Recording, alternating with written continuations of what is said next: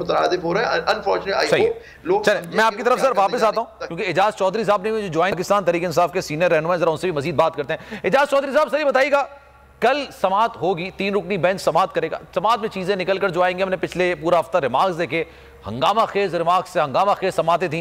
What do you think sir, क्या होने जा रहा है कल? जी बहुत शुक्रिया बोल का। मेरा ख्याल है कि आप एक बहुत ही माहिर कानून से पहले तबसरा सुन रहे थे, कुछ बात उनकी मैंने भी सुनी है। मुझे बहसियत एक सियासी कारकुन के जितना फहम आइन और दस्तूर का है उसके मुताबिक तो कल अदालत ये फैसला करेगी कि इंतखाबात 90 रोज की ही अंदर होने चाहिए।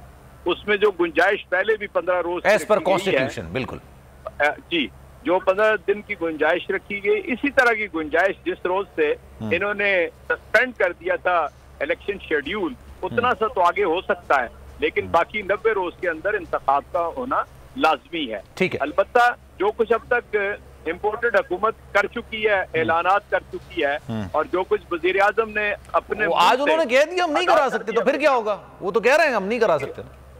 देखिए ना, मैं आपसे अर्ज करता हूँ कि ये तो बराह रास्त इन्होंने आइन को अपना हदफ बना लिया है। पाकिस्तान में सिर्फ एक ही मुतफिका दस्तूर मौजूद है, एक ही मुतफिका दस्तावेज मौजूद है जो सारे पाकिस्तान को बांध के रखे हुए हैं। आपको मालूम है 1973 से पहले पाकिस्तान के अंदर अगर कोई दस्तूर था तो महज एक ढकोसला था। 1970 का इंतखाब हुआ पहली दफा बालिग रायदही की बुनियाद पर, और बालिग रायदही की बुनियाद पर जो असेंबली मार्ज वजूद में आई उसने वो दस्तूर बनाया है। इसलिए दस्तूर ही ये है, इससे पहले कोई दस्तूर पाकिस्तान बेआइन था, और जो सरजमीन आइन तो बना था लेकिन वो बार बार मुअत्तल भी तो हो जाता था ना, मतलब वो मेरे ख्याल से 55 में ही बना था। यही तो मैं कह रहा हूँ, क्या पाकिस्तान को वापस आप ले जाना चाहते हैं मार्शल्लाई अदवार के अंदर, या पाकिस्तान को हम आगे बढ़ाना चाहते हैं? पाकिस्तान की सियासी जमातें, तो आप अगर इतना क्लियर हैं सर, तो खान साहब ने अभी गुफ्तगू की, वो भी ये कह रहे हैं कि अगर इलेक्शंस नहीं होते हैं 30 अप्रैल को तो फिर 8 अक्टूबर को भी नहीं होंगे, तो अवाम क्यों है फिर आपके जहन में कि नहीं करवाएंगे या नहीं होंगे इलेक्शंस? अवाम इसलिए है कि इससे पहले पाकिस्तान में 2 मरतबा माशाल्लाह के अदवार में ऐसा हो चुका है कि यानी इलेक्शन जो है वो आगे किया गया, लेकिन दोनों मरतबा एट लार्ज पाकिस्तान के अवाम जो थे उस फैसले से इत्तेफाक कर गए। और आपको लग रहा है सिविल मार्शल लॉ लगा हुआ है? यानी 1988 में जावेद अख्तर तैयारा जो था वो क्रैश हो गया था।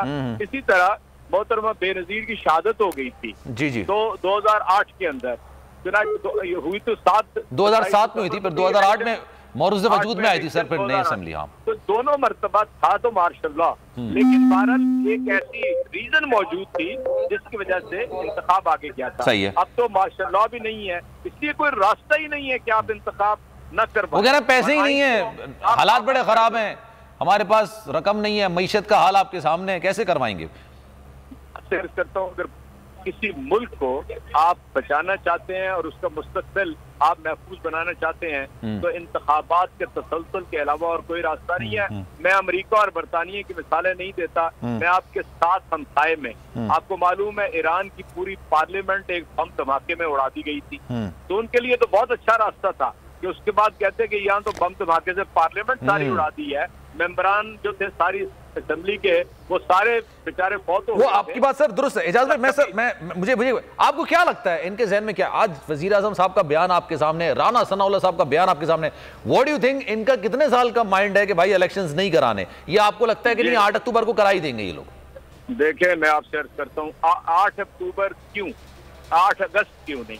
देखिए आज तक ये एक दलील भी इसके हक में नहीं दे सके कि 8 अक्टूबर क्यों है। लोगों ने ये बीच में से अपनी आरा को सामने रख के और हालात को देख के कहा कि जनाब फलां तारीख को सदर ममलिकत का आखिरी दिन है और फलां तारीख को चीफ जस्टिस का आखिरी दिन है। हालांकि मैं नहीं समझता कि ये सारी बात दुरुस्त है। इसके बावजूद मैं ये समझता हूँ कि जब एक अब आगे चला जाए, हमारे सामने 1970 का मैं हवाला क्यों लाजमन देना चाहता हूँ, इसलिए कि हमने मुल्क खो दिया था, पाकिस्तान टूट गया था और मशरकी पाकिस्तान बांग्लादेश बन गया था। एक दफा इंतखाब एक डिक्टेटर ने आगे किया, दूसरी दफा किया, फिर आप मुल्क को संभाल नहीं सके थे। इसलिए हमें सीखना चाहिए, पाकिस्तान के अंदर जितना इस वक्त बेदारी है और जितनी हमारी नौजवान नस्ल जो है वो हालात से आगाह इससे पहले कभी नहीं। अगर आप जरा सा भी आप इन्हिराफ करेंगे आइन से, दस्तूर से, कानून और अदल से, तो आपको बहुत डायर कॉन्सिक्वेंसेस फेस करने पड़ेंगे, बहुत मुश्किल हालात हो। अच्छा सर, अगर एक इक्वेशन आपके सामने रखी है मौजूदा हुकूमत, वही कहते हैं जनाब चलें कंसेंसस कर लेते हैं, बातचीत कर लेते हैं, एक ही दिन इंतखाबात कराते हैं, और मेरे ख्याल से सर आप लोगों के लिए भी ये फेवरेबल पोजीशन होगी कि पूरे मुल्क के अंदर एक ही तारीख को इंतखाबात हो, लेकिन ना वो 30 अप्रैल को हो और ना ही 8 अक्टूबर को, बीच में कोई डेट निकाल लेते हैं, तो अच्छा, आप एग्री हो जाएंगे उस पर? आप जैसे जो सिंसियर लोग हैं या दीगर पाकिस्तान में बेशुमार लोग ये बात कर रहे हैं, लेकिन ये बात तो जब तक हुक्मरानों की तरफ से नहीं आएगी, ये महज मफरूजा है।